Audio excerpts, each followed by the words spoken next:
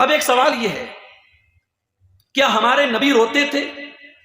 جی ہاں، ہمارے نبی صلی اللہ علیہ وسلم بھی روتے تھے، کیونکہ آپ بشر تھے، آپ انسان تھے، آپ کے اوپر بھی مصیبتیں آئیں، تکلیفیں آئیں، ٹریجڈی آئی، اور جب آپ کے اوپر کوئی تکلیف آئی تو آپ روتے تھے، آپ کی آنکھوں سے بھی آنسو بہتے تھے۔ اچھا، آپ کے رونے کا انداز کیسا تھا؟ حضرت عبداللہ بن شخیر رضی اللہ تعالیٰ عنہ کہتے ہیں، ایک مرتبہ میں آیا، اللہ کے پیارے حبیب صلی اللہ علیہ وسلم نماز پڑھ رہے، اللہ کے حبیب نماز پڑھ رہے تھے اور اللہ کے رسول رو رہے تھے۔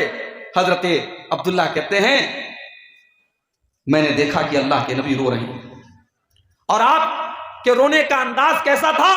وفی صدرہ عزیز کعزیز المرجل، جس طریقے سے چولہے پر ہانڈی رکھی ہو، چولہے کے اوپر کوئی برتن رکھا ہو اور برتن کے اندر کوئی چیز پک رہی ہو دھیرے دھیرے، جس طریقے سے اس ہانڈی کے پکنے کی آواز آتی ہے، اللہ کے پیارے حبیب کے سینے سے آواز آ رہی تھی۔ اللہ کے نبی نماز کی حالت میں رو رہے تھے اور آپ کے رونے سے اس طریقے کی آواز آ رہی تھی۔ تو آج کی تقریر میں میرے بھائیوں، ہم اللہ کے نبی کے سیرت سے کچھ واقعات آپ کے سامنے بیان کریں گے، کچھ ایسے مواقع آپ کے سامنے بیان کریں گے جب اللہ کے پیارے نبی صلی اللہ علیہ وسلم کی آنکھ سے آنسو بہے تھے۔ اور یہ واقعات بیان کرنے کا مقصد یہ ہے کہ ہمارے نبی تو ہم سب کے لیے نمونہ ہیں، آئیڈیل ہے، اسوہ حسنہ ہے۔ ہم اپنے آپ کو پرکھ کر کے دیکھیں کہ جس موقع پر نبی کی آنکھ میں آنسو آئے تھے، ہماری آنکھ میں آنسو آتے ہیں کہ نہیں؟ اس موقع پر ہمیں ہماری آنکھوں کا کیا حال ہوتا ہے؟ ہم اپنا محاسبہ بھی انشاءاللہ کرنے کی کوشش کریں گے۔ آئیے دیکھتے ہیں، رمضان سن 2 ہجری، بدر کا میدان، مسلمانوں کی تعداد 313، دشمنوں کی تعداد 1000، 313 مسلمانوں کا مقابلہ 1000 کافروں سے ہے۔ اور اللہ کے پیارے نبی بدر کی لڑائی کے ایک دن پہلے جو رات گزرتی ہے، حضرت علی کہتے ہیں پوری رات اللہ کے نبی اللہ کی بارگاہ میں روتے رہے اور دعا کرتے رہے۔ لڑائی شروع ہونے کے پہلے میدان جنگ کے کنارے اللہ کے پیارے نبی قبلہ رخ ہو جاتے ہیں، اپنے دونوں ہاتھوں کو اٹھاتے ہیں اور اللہ کی بارگاہ میں دعائیں کرتے ہیں، اللہم انجز لی ما وعدتنی، اللہم آتنی ما وعدتنی۔ اے اللہ، تو نے وعدہ کیا تھا تو اپنے بندے کی مدد کرے گا، اے اللہ آج تیری مدد کا پورا کرنے کا ٹائم آ چکا ہے، اے اللہ تو آج میری مدد فرما، تو نے جو وعدہ کیا تھا اپنے وعدے کو پورا فرما۔ اللہم ان تولک ہذہ العصابۃ من اہل الاسلام لا تعبد فی الارض۔ اے اللہ اگر یہ مٹھی بھر مسلمان آج ہلاک ہو گئے تو پھر روئے زمین پر تیرا نام لینے والا، تیرا کلمہ پڑھنے والا، تیری توحید کا اقرار کرنے والا کوئی نہ ہوگا۔ اللہ کے نبی رو رہے ہیں اور حضرت ابوبکر صدیق کہتے ہیں کہ اللہ حتی سقط رداؤہ، روتے روتے آپ کی چادر آپ کے کندھے سے گر جاتی ہے۔ حضرت ابوبکر آگے بڑھتے ہیں، آپ کی چادر آپ کے کندھے پر ڈالتے ہیں اور آپ کو پیچھے سے چمٹ جاتے ہیں اور کہتے ہیں بس کیجئے اے اللہ کے رسول، کفاک مناشدتک ربک، آپ کو آپ کا رب مایوس نہیں کرے گا۔ بہت دعا کر لیا آپ نے، بہت مانگ لیا آپ نے، بہت رو لیا آپ، اللہ ضرور آپ کی دعاؤں کو قبول کرے گا۔ اللہ نے اپنے نبی کی دعا کو قبول کیا اور بدر کے میدان میں 1000 فرشتوں کو اللہ نے نازل کیا۔ میرے پیارے ساتھیوں، یہ ایک موقع تھا جس موقع پر اللہ کے نبی کی آنکھوں سے آنسو آئے تھے۔ کیوں آنسو آئے تھے؟ کیوں روئے تھے آپ؟ کیونکہ اپنے 313 صحابہ کرام جو آپ کا کیپٹل تھے، آپ کا سرمایہ تھے، آپ کی پونجی تھے، جو پکے مسلمان تھے، اللہ کے نبی کو اپنے ان 313 صحابہ کی جان بہت عزیز تھی۔ آپ نے صاف الفاظ میں دعا کی کہ اے اللہ اگر یہ مٹ گئے، یہ ہلاک ہو گئے، ان سے 3 گنا زیادہ سامنے دشمن موجود ہے، اے اللہ اگر یہ مٹ گئے تو پھر روئے زمین پر تیرا نام لینے والا کوئی نہ ہوگا۔ آج ہم دنیا میں کروڑوں کی تعداد میں ہیں، مگر ہماری کیا ویلیو ہے میرے بھائی؟ کیونکہ آج ہمارے ایمان کی کوئی ویلیو نہیں، ہمارے عقیدے کی کوئی ویلیو نہیں۔ آج کا مسلمان جہاں تہاں اپنا سر جھکا دیتا ہے، شرک کے اڈے قائم ہیں، بدکاری کے اڈے قائم ہیں، حرام خوری کے اڈے قائم ہیں۔ آج کا مسلمان ہزاروں ایسے کام کرتا ہے جو اللہ کو ناراض کرنے والے ہیں۔ میرے بھائیوں، ہم تعداد میں کروڑوں ہیں، مگر آج ہم ان 313 کے جیسے نہیں ہیں جن 313 کے بچانے کے لیے اللہ کے نبی اللہ کے بارگاہ میں رو رہے ہیں اور دعائیں کر رہے ہیں اور آنسو بہا رہے ہیں۔ اور آگے بڑھیے، ایک اور موقع پر اللہ کے نبی کی آنکھوں سے آنسو آئے تھے۔ حضرت عائشہ فرماتی ہیں رات کا وقت تھا، تہجد کا ٹائم تھا، اللہ کے پیارے نبی نے اپنی پیاری بیوی اور ہم سب کی پیاری ماں حضرت عائشہ سے کہا کہ عائشہ ذرینی اتعبد لربی، اے عائشہ میں اس ٹائم اپنے رب کی عبادت کرنے کے لیے جانا چاہتا ہوں، اے عائشہ مجھے جانے دو۔ محبت دیکھیے میاں بیوی کی۔ اگر اللہ کے پیارے نبی کو تہجد کی نماز پڑھنے جانا ہے، آپ کو حضرت عائشہ سے اجازت لینے کی کوئی ضرورت نہیں ہے، کوئی ایسا مسئلہ نہیں ہے، یہ محبت ہے، یہ میاں بیوی کے درمیان کا تعلق ہے۔ اللہ کے رسول کہہ رہے عائشہ میں اپنے رب کی عبادت کرنے جانا چاہتا ہوں، مجھے جانے دو۔ حضرت عائشہ فرماتی ہیں انی احب قربک و احب ما یسرک، اے اللہ کے پیارے نبی میں تو چاہتی ہوں کہ آپ میرے قریب رہیں، میرے پاس رہیں، لیکن میں یہ بھی چاہتی ہوں کہ جو اللہ تعالیٰ آپ پسند کرتے ہیں، جو چیز آپ کو پسند ہے، آپ کی جس چیز میں خوشی ہے اس میں میری بھی خوشی ہے۔ اگر آپ تہجد پڑھنے جانا چاہتے ہیں مجھے کوئی اعتراض نہیں ہے۔ فقام فتطہر فصلی، پھر اللہ کے نبی کھڑے ہوتے ہیں، جا کر کے وضو کرتے ہیں اور آپ تہجد کی نماز پڑھتے ہیں، اور تہجد کی نماز پڑھنے کے بعد اللہ کے نبی رونے لگتے ہیں۔ فبکا، آپ رونے لگتے ہیں، اتنا روتے ہیں حتی بل حجرہ، آپ کے کپڑے کا دامن آنسوؤں سے بھیگ جاتا ہے۔ ہمارا نوجوان آج رات کے 2 بجے موبائل پر کیا دیکھ رہا ہے، کس سے باتیں کر رہا ہے، اس کی آنکھیں کیا دیکھ رہی ہیں، بتانے کی ضرورت نہیں ہے میرے بھائی۔ سماج کہاں تک جا چکا ہے، اب یہ 4G کا نہیں 5G کا زمانہ ہے۔ حالات پر آپ کی بہت اچھی نظر ہے، مجھے بہت زیادہ کہنے کی ضرورت نہیں۔ وہ نوجوان آج کہاں ہیں جو رات میں تہجد کے ٹائم اٹھ کر کے اللہ کو یاد کرتے ہو؟ ایسے نوجوان جس سماج میں پیدا ہو جائیں اس سماج کی کایا کلپ ہو جائے، اس سماج کی حالت بدل جائے میرے بھائی۔ اللہ کے کچھ بندے ایسے بھی ہوتے ہیں جو رات میں اپنے بستروں سے الگ ہو کر کے اللہ کی بارگاہ میں تہجد کی نماز پڑھتے ہیں۔ ایسے بندوں کا ذکر اللہ نے قرآن میں کیا، تتجافا جنوبهم عن المضاجع يدعون ربهم خوفا وطمعا ومما رزقناهم ينفقون۔ میرے کچھ بندے ایسے بھی ہوتے ہیں ان کے پہلو ان کے بستروں سے الگ ہوتے ہیں، وہ رات میں اٹھ کر کے اللہ کی بارگاہ میں تہجد پڑھتے ہیں، وہ سجدہ کرتے ہیں، وہ قیام کرتے ہیں، وہ راتوں میں اٹھ کر کے قیام اللیل کرتے ہیں۔ اللہ کے پیارے نبی تہجد کی نماز پڑھ رہے ہیں اور تہجد کی نماز پڑھ کے اللہ کے نبی رو رہے ہیں، اور اتنا روتے ہیں حتی بل حجرہ، آپ کے کرتے کا دامن آنسوؤں سے بھیگ جاتا ہے۔ پھر آپ روتے ہیں، اور پھر حدیث کے الفاظ ہیں، صحیح ابن حبان کی صحیح روایت ہے، پھر آپ اتنا روتے ہیں حتی بلت لحیتہ، آپ کی پوری داڑھی آنسوؤں سے تر ہو جاتی ہے۔ پھر آپ روتے ہیں، اتنا روتے ہیں حتی بلت الارض، یہاں تک کہ زمین آپ کی آنسوؤں سے بھیگ جاتی ہے۔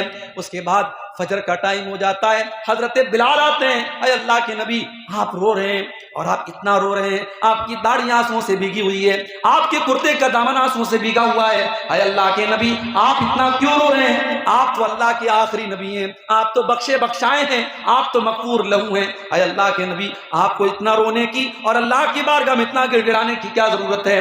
اللہ کے نبی فرماتے ہیں افلا اکون عبدا شکورا، اے بلال اگر اللہ نے مجھے اپنا آخری نبی بنایا ہے اور اللہ نے مجھے یہ مقام دیا ہے، اے بلال کیا میں اپنے رب کا شکر گزار بندہ نہ بنوں؟ اے بلال کیا میں اپنے رب کا شکریہ ادا نہ کروں؟ اس کے بعد آپ نے فرمایا اے بلال وقد نزلت علی اللیلۃ آیات، اے بلال آج کی رات میرے اوپر کچھ آیتیں نازل ہوئی ہیں، ویل لمن قرأها ولم یتدبرها، جو آدمی ان آیتوں کو پڑھے اور ان آیتوں کے اندر غور نہ کرے، ان آیتوں کے اندر عبرت حاصل نہ کرے، اے بلال اس انسان کے لیے میں بد دعا کر رہا ہوں وہ برباد ہو جائے، اس کے لیے ویل ہے، تباہی ہے، تو ان آیتوں کو پڑھنے کے بعد ان کے اوپر غور نہ کرے۔ کون سی آیتیں تھیں؟ قرآن کی 3 پارے کی آیتیں تھیں، سورہ آل عمران کی آیتیں تھیں۔ اللہ نے فرمایا ان فی خلق السماوات والارض واختلاف اللیل والنہار لآیات لأولی الالباب، بے شک آسمانوں اور زمین کی پیدائش میں اور رات اور دن کے آنے جانے میں عقل مندوں کے لیے نشانیاں ہیں۔ الذین یذکرون اللہ قیاما وقعودا وعلی جنوبہم، عقل مند کون ہیں؟ جو کھڑے ہو کر کے اللہ کو یاد کرتے ہیں، جو بیٹھ کر کے اللہ کو یاد کرتے ہیں، جو لیٹ کر کے اللہ کو یاد کرتے ہیں۔ وَيَتَفَكَّرُونَ فِي خَلْقِ السَّمَاوَاتِ وَالْأَرْضِ، اور جو آسمان اور زمین کی پیدائش کے اوپر غور کرتے ہیں، اور جب غور کرتے کرتے ہیں تو اس نتیجے پر پہنچتے ہیں ربنا ما خلقت ھذا باطلا، اے ہمارے پروردگار تو نے اس کائنات کو بیکار نہیں بنایا ہے، سبحانک فقنا عذاب النار، اے اللہ تو پاک ہے، اے اللہ تو ہم کو جہنم کے عذاب سے بچا لے۔ یہ وہ لوگ دعا کرتے ہیں جو عقل مند ہوتے ہیں، جو جینیس ہوتے ہیں، جو بدھی مان ہوتے ہیں۔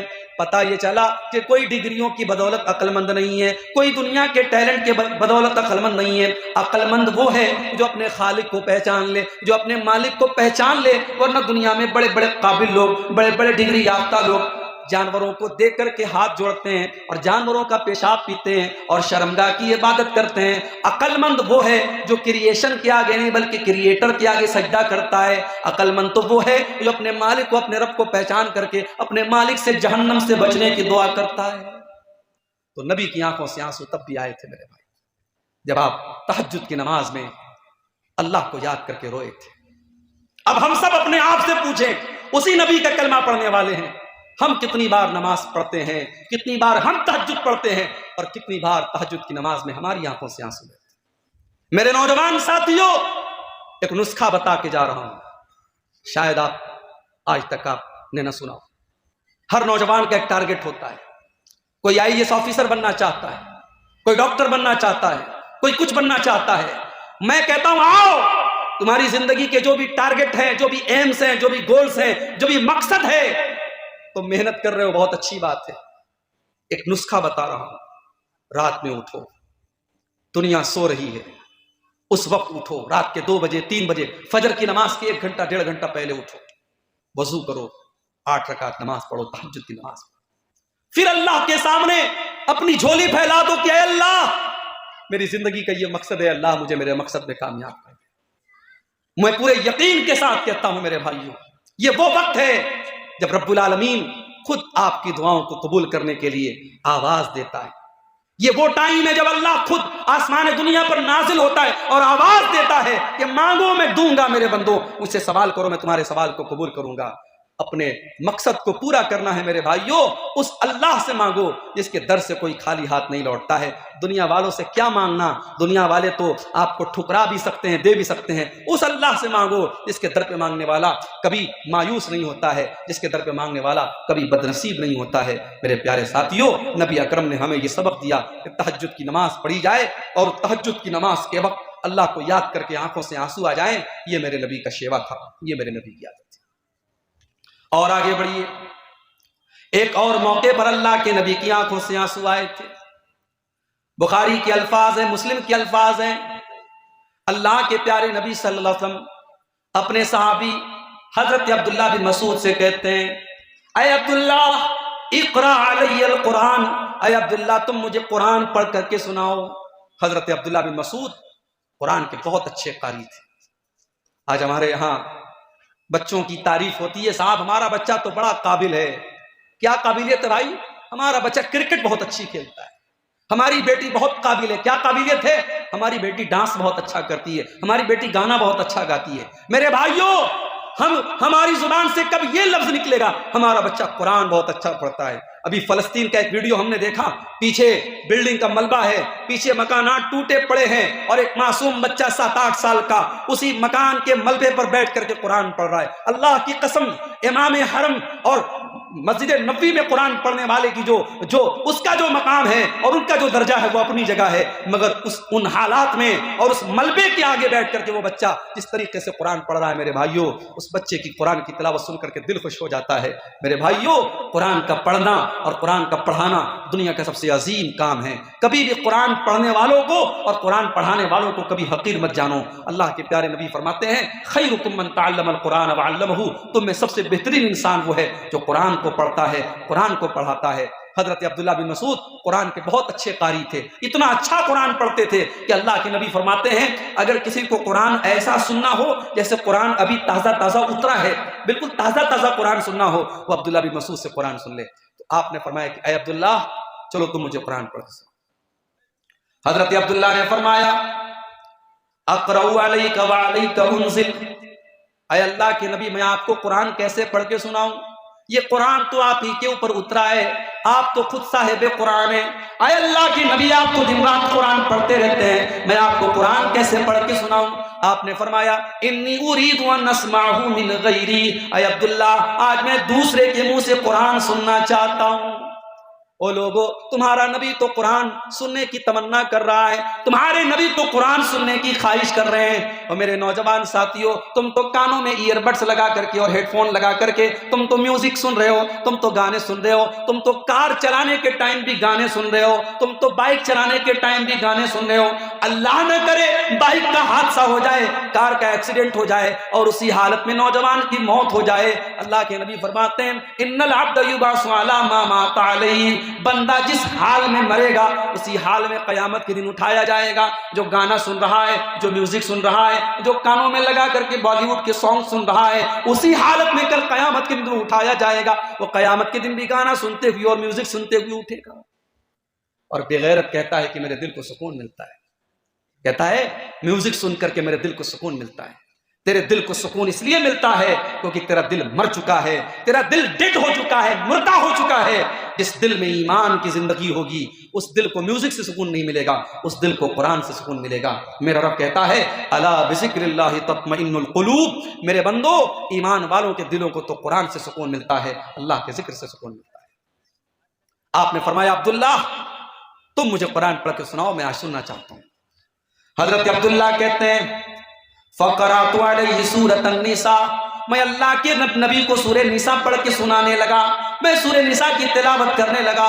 اللہ کے نبی غور سے بیٹھ کر کے سننے لگے، میں پڑھ رہا ہوں، اللہ کے نبی سن رہے ہیں، یہاں تک کہ میں سورہ نساء کی آیت پر پہنچا فَكَيْفَ إِذَا جِئْنَا مِن كُلِّ أُمَّةٍ بِشَهِيدٍ وَجِئْنَا بِكَ عَلَىٰ هَٰؤُلَاءِ شَهِيدًا۔